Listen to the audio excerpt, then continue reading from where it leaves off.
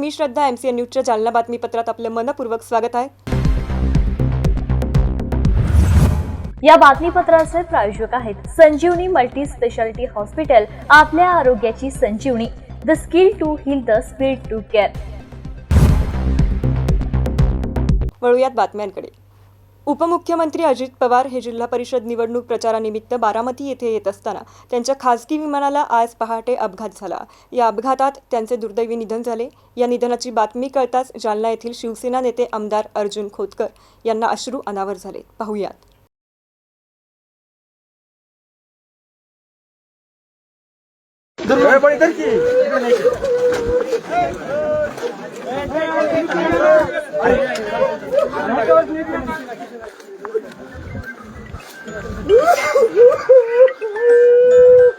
साहेब, फार वाईट घटना घडली.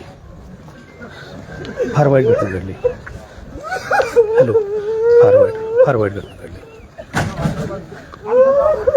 हो हो हो.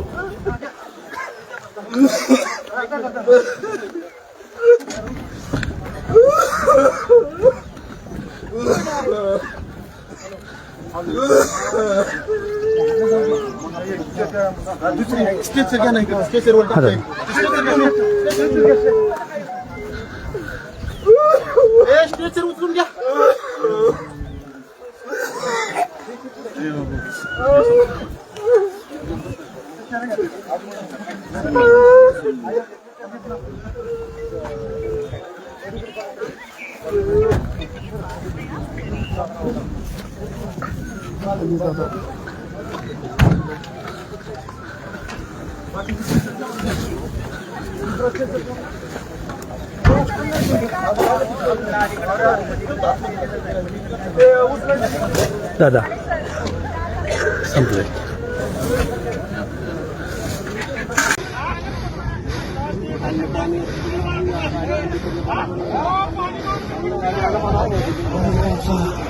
माणूस बघा किंवा काही काय इकडे माणसाचं तिथं आहे का?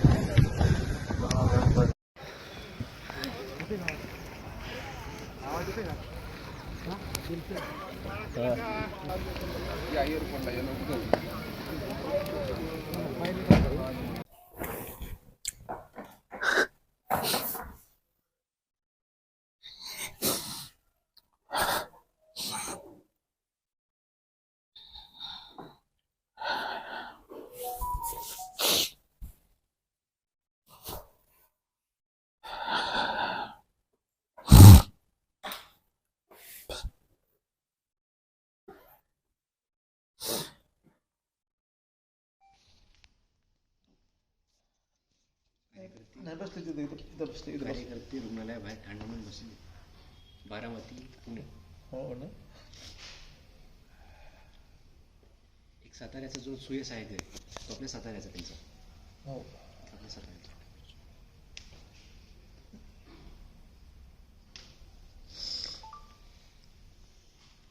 चटका लावणारी घटना आहे, काय सांग? खरं तर अत्यंत दुःखद आणि वेदना देणारी ही सकाळी बातमी कानावरती पडली. खरं तर एका महान नेत्याला महाराष्ट्र मुकलेला आहे. अजित दादांचा स्वभाव संपूर्ण देशभराला माहीत आहे. अत्यंत स्पष्ट बोलणारा नेता म्हणून त्याची ख्याती होती. मला आठवतं की काही महिन्यापूर्वीच ते माझ्या घरी आले होते भेटायला, आणि घरून जसे परत निघाले तसं मी त्यांना गमतीनं म्हटलो, दादा आज तुम्ही काही कमेंट नाही केली. ते वर खाली बघत होते असं. मग दादा तुम्ही येण्याच्या अगोदर मी 2 दिवस अगोदर माझं घर साफ करून घेत होतो. एवढा एक दरारा ज्या माणसाचा होता. मग ते शासकीय कार्यालय असेल खाजगी कुठे जरी गेले तर ते सर्व त्यांचा कटाक्ष त्या ठिकाणी कायम स्वच्छतेवरती, कामावरती त्या ठिकाणी असायचा. असा नेता महाराष्ट्राला फार क्वचित मिळतो आणि त्यातले ते दादा होते. खूप अपरिमित दुःख असं झालं आम्हाला आणि महाराष्ट्राची खूप मोठी हानी या ठिकाणी झाली. महाराष्ट्र एका मोठ्या नेत्याला मुकला. सकाळी 6ला ज्यांचा दिवस सुरू व्हायचा असा नेता या ठिकाणी हरपलेला. जनतेच्यासाठी लोकशाही बळकट करण्यासाठी निघालेला माणूस अशा पद्धतीने जातो, हे फार वाईट. त्यांचं जे कर्मभूमी बारामती या ठिकाणी त्यांचं निधन झालेलं आहे. अतिशय शिस्तप्रिय नेता म्हणून त्यांच्याकडे बघितलं जायचं. हो, अर्थातच दादांची शिस्त संपूर्ण महाराष्ट्राला आहे आणि दादामुळं अनेकाला शिस्त लागलेली आहे. राजकारणामध्ये लवकर उठण्याची, कामावरती लवकर जाण्याची. थोरले पवारसाहेब असतील, दादा असतील, त्या घराण्याचं एक मोठं योगदान महाराष्ट्रासाठी. तुम्ही देखील काहीशी भावूक झालेले दिसतात. अर्थात आता गेली 40 वर्षाचे सहकारी आम्ही आहेत. महाराष्ट्राचे उपमुख्यमंत्री अजितदादा पवार यांच्या जाण्याने संपूर्ण महाराष्ट्रात शोककळा पसरली आहे. दादांच्या जाण्याने केवळ जालना नव्हे तर संपूर्ण महाराष्ट्राचं मोठं नुकसान झालं असून राजकारणात कधीही न भरून निघणारी पोकळी निर्माण झाली आहे. आज जालना जिल्ह्यासह संपूर्ण महाराष्ट्रातील जनता अजितदादा पवार हे पुन्हा होणार नाहीत अशा शब्दात रावसाहेब पाटील दानवे यांनीही आपल्या भावना व्यक्त केल्या आहेत. आज सकाळी राज्याचे उपमुख्यमंत्री अजितदादा पवार यांचं विमान अपघातात निधन झाल्याची बातमी कळली. खरं तर दादाच्या जाण्यानं या उभ्या महाराष्ट्राचं नुकसान झालेलं आहे. त्यांच्या दुःखद निधनामुळं एक अत्यंत कर्तबगार, स्पष्ट वक्ता आणि विकासभिमुख नेतृत्व गेलं. महाराष्ट्राच्या राजकारणात कधीही न भरणारी पोकळी निर्माण झाली. महाराष्ट्राच्या जनतेला कायम त्यांची आठवण राहील असं मला वाटतं. मी त्यांना माझ्या वतीनं, माझ्या कुटुंबाच्या वतीनं आणि जालना लोकसभा मतदारसंघाच्या वतीनं श्रद्धांजली अर्पण करतो. आज सकाळी अजितदादा पवार यांचं अचानक विमान अपघातात निधन झाल्याची बातमी ऐकली आणि खरं तर धक्का बसला. स्पष्ट वक्ते, कठोर परिश्रम, अशा प्रकारचं विकासाचं ध्यास असणारं नेतृत्व आज आमच्यातून गेलेलं आहे. महाराष्ट्राचं मोठं नुकसान झालेलं आहे. महाराष्ट्राला कायम त्यांची आठवण राहील असं मला वाटतं. मी माझ्या वतीनं, माझ्या कुटुंबाच्या वतीनं आणि जालना लोकसभा मतदारसंघाच्या वतीनं मी दादांना आणि त्यांच्यासोबत गेलेल्या त्यांच्या सर्व सहकाऱ्यांना श्रद्धांजली अर्पण करतो. माझ्या जीवनाच्या प्रत्येक टप्प्यावर दादांनी वडील आणि भाऊ या दोन्ही भूमिकेतून मला आधार दिला, खंबीरपणे साथ दिली असं सांगत माजी मंत्री राजेश टोपे यांनी आज सकाळी घडलेल्या दुर्दैवी विमान अपघातावर आपली भावना व्यक्त केली आहे. आज मला सकाळी म्हणजे ही दुर्दैवाची घटना ज्यावेळी इतकं शॉकिंग होतं की मला तर वाटतं TV चॅनल्सलाही पहिलं कळलं नसेल एवढं मला फर्स्ट कळलं. त्याचं कारण असं की आपल्या तालुक्यातला एक मुलगा बारामतीच्या एअरपोर्टवर स्टोअर विभागात काम करतो, हिसवनचा कुटे नावाचा, आणि त्याचा मला अगदी 7:15 7:30ला फोन आला आणि त्या फोननी मी जागा झालो आणि मी उठून मी बघितलं तर त्यांनी म्हटलं की दादांच्या प्लेनचा ॲक्सिडेंट झालाय आणि प्लेन फक्त ते जो टेल पार्ट असतो तेवढाच दिसतोय, बाकी सगळं प्लेन भस्मसात झालेलं आहे. अतिशय अतिशय दुःखाची गोष्ट होती आणि त्याच्यानंतर लगेचच ब्रेकिंग न्यूज सुरू झाली. मला असं या निमित्ताने सांगायला पाहिजे की एक अत्यंत दुःखदायी घटना, अत्यंत दुर्दैवी घटना, एक महाराष्ट्राचं अपरिमित हानी या बातमीनी आणि या घटनेनी झालेली आहे. खरं म्हटलं तर एक अत्यंत कर्तबगार नेता, संवेदनशील नेता, सामाजिक हित जाणणारा नेता, संघटन कौशल्य असणारा नेता, त्यांच्या अजितदादा म्हटल्यानंतर दुसरं काही नाव येत असेल तर शिस्तप्रिय नेता, वक्तशीर नेता, इतके विशेषण देऊ शकता येईल असा एक अत्यंत, मी म्हणेल की कामामध्ये आम्ही अनेक नेते बघितले, पण सकाळी 7 वाजता मीटिंग सुरू होणार म्हणजे होणार असा नेता अजितदादांच्या व्यतिरिक्त अजून आम्ही पाहिलेला नाही.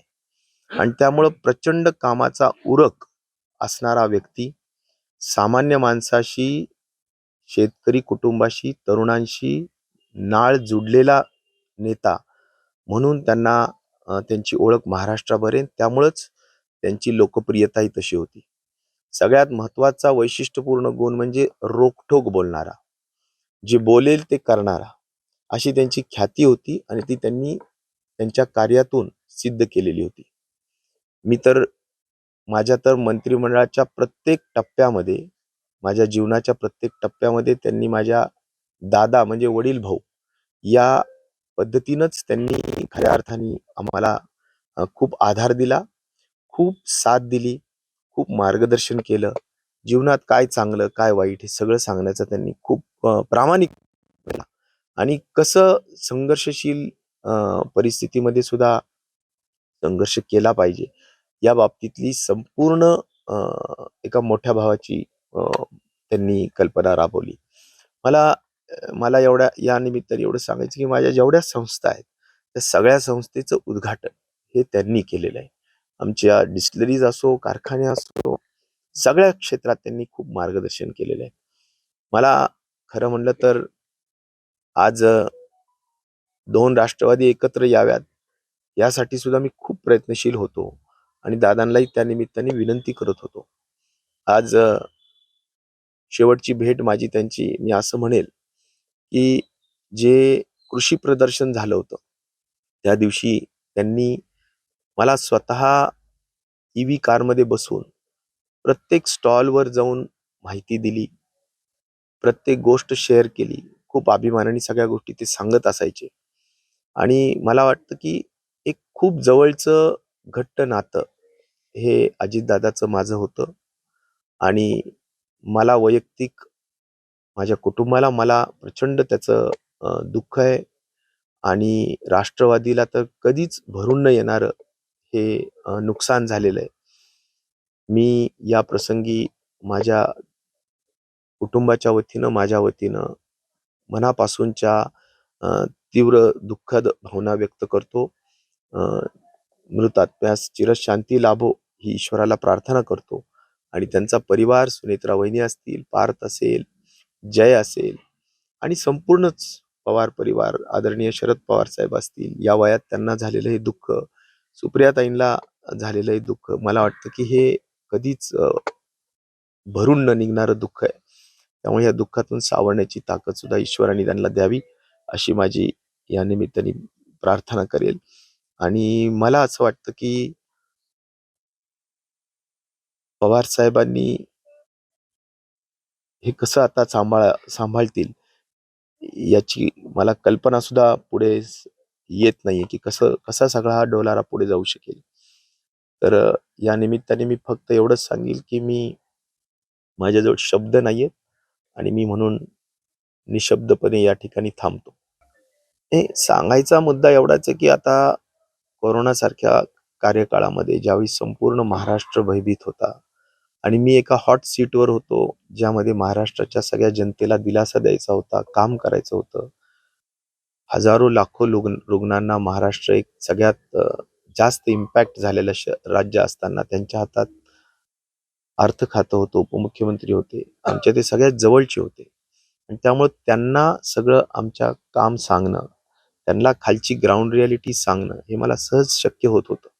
आणि त्यामुळे त्यांनी खरा आधार, तिजोरीच्या चाव्या त्यांच्याजवळ असताना जे त्यांनी आधार दिला, जे काय आपण राज्य अशा भयानक परिस्थितीतून सावरू शकलं, त्यात सुद्धा दादांचा खूप मोठा सिंहाचा वाटा होता. कारण त्यांनी आम्हाला प्रत्येक गोष्टी ज्या आम्ही सांगितल्या त्या जाणून घेतल्या आणि त्याला सोडवण्यासाठी त्यांच्या परीनं पूर्ण प्रयत्न केले. म्हणूनच आपण कोरोनासारख्या महाभयंकर या साथीच्या आजारातून किंवा परिस्थितीतून महाराष्ट्र बाहेर निघू शकला. जालना छत्रपती संभाजीनगर मुख्य मार्गावर जालना शहरातील विशाल कॉर्नर येथे आज दुपारी 3 वाजेच्या सुमारास एका 23 वर्षीय तरुणावर अज्ञात 2 हल्लेखोरांनी चाकूचे पोटात सपासप वार करत गंभीर जखमी केले. हा हल्ला करून हल्लेखोर पसार झाले आहेत, तर गंभीर जखमी असलेल्या तरुणाला पुढील उपचारासाठी रुग्णालयात दाखल करण्यात आले. बळीराम भरत इंगळे, वय 23 वर्षे, राहणार छाबडा हॉस्पिटल परिसर, जालना असे असून ज्यावेळी या हल्ला झाला त्यावेळी विशाल कॉर्नर परिसरात मोठी गर्दी जमा झाली होती. त्या ठिकाणी असलेल्या नागरिकांनी आणि काही रिक्षा चालक आणि त्याला तात्काळ घाटी रुग्णालयात उपचारासाठी दाखल केले. मात्र घाटी रुग्णालयात योग्य उपचार न झाल्यामुळे त्यांच्या नातेवाईकांनी त्याला शहरातील एका खासगी रुग्णालयात उपचारासाठी दाखल केले गेले. घाटी रुग्णालयात डॉक्टर उपलब्ध नसल्यामुळे या तरुणाला अर्धा ते पाऊण तास या ठिकाणी चाकू हल्ला झाल्यावरही तात्काळ उपचारासाठी उभे राहावे लागले. त्यामुळे काही नागरिक संतप्त सुद्धा झाले होते. अखेर पोलिसांनी नातेवाईकांच्या मदतीने खासगी रुग्णालयात उपचारासाठी दाखल केले असून त्याची प्रकृती स्थिर असून त्याच्यावर खासगी रुग्णालयात उपचार सुरू असल्याची माहिती अप्पर पोलीस अधीक्षक आयुष नोपानी यांनी दिली. हल्ला करणाऱ्या अज्ञात आरोपींचा पोलीस शोध घेत आहेत. घटनास्थळी विभागाचे वरिष्ठ अधिकारी तसेच स्थानिक गुन्हे शाखेचे पथक सुद्धा दाखल झाले असून आरोपींचा शोध युद्ध पातळीवर घेतला जात असल्याची माहिती पोलीस विभागाकडून देण्यात आली आहे. मात्र या झालेल्या दिवसाढवळ्या चाकू हल्ल्याने संपूर्ण जालना शहरात खळबळ उडाली आहे. जालना येथे विशाल कॉर्नर परिसरात एक इसम इंगळे म्हणून आहेत. त्यांना 2 लोकांनी त्यांच्यावर चाकूने वार केलेला आहे. त्यांना 2-3 स्टॅबिंग वुंड आहे. त्याला सध्या हॉस्पिटलला ऍडमिट केले गेलेलं आहे. तो आता त्याची परिस्थिती स्टेबल आहे आणि डॉक्टर्स त्यांचे उपचार सुरू आहे. प्राथमिक माहितीनुसार 2 आरोपी आहेत. हे 2 आरोपी आणि जे इंजर्ड आहे यांच्या काही फॅमिली डिस्प्यूट सुरू होता एक लव्ह अफेअर वरून आणि त्यातून हा घटना झालेली आहे. नाही, आज सध्या आरोपीची शोध सुरू आहे. LCB आणि लोकल पोलीस स्टेशन अशी आपण वेगवेगळी 3-4 टीम केलेली आहे. आता आपण आरोपीच्या ट्रेस करत आहोत. लवकर आरोपी भेटेल. सध्या स्टेबल आहे आणि त्यांचा उपचार सुरू आहे. आमची पोलीसची पण टीम पण हॉस्पिटलला आहे. जसं त्यांची प्रकृतीमध्ये सुधार होईल आपण त्यांचा एक स्टेटमेंट सुद्धा रेकॉर्ड करू. यासोबतच या बातमीपत्रात इथेच थांबूयात. तुम्ही बघत राहा MCN न्यूज. नमस्कार.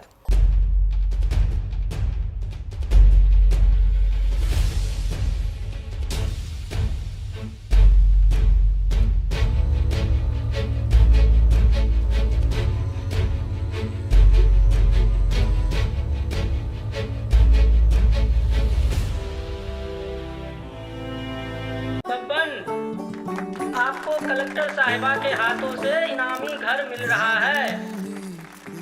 आपका घर बहुत सुंदर होगा ना? अरे नहीं बेटा, हम तो बहुत छोटे आदमी हैं। चाचू डोंट वरी, मैं बड़ी होकर आपके लिए और सबके लिए मजबूत और सुंदर घर बना के दूंगी. कालिका सरिया लाना मत भूलना. कालिका TMT सरिया कंक्रीट से करे मजबूत जोड़ और भूकंप, जंग, आग से लड़कर घर को दे दीर्घायु. कालिका सरिया मैं भूली नहीं. बेटिया आप कलेक्टर. कालिका TMT, फैसला जो मजबूत हो. संजीवनी मल्टी स्पेशालिटी हॉस्पिटल, ऋषी पार्क, अंबर चौफुली, जालना.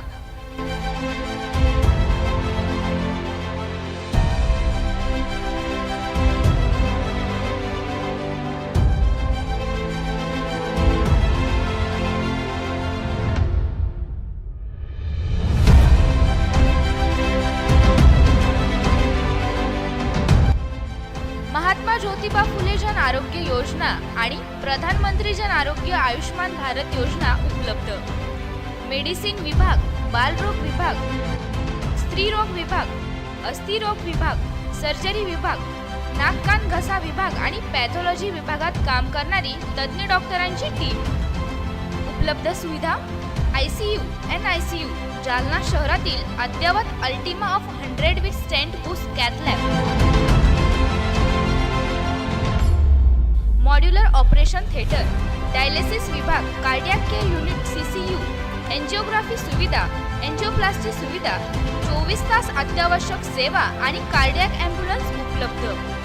महाराष्ट्र पोलीस कुटुंब आरोग्य योजनेसह सर्व आरोग्य विमा कंपन्यांचे कॅशलेस उपचार. संजीवनी मल्टी स्पेशालिटी हॉस्पिटल, आपल्या आरोग्याची संजीवनी.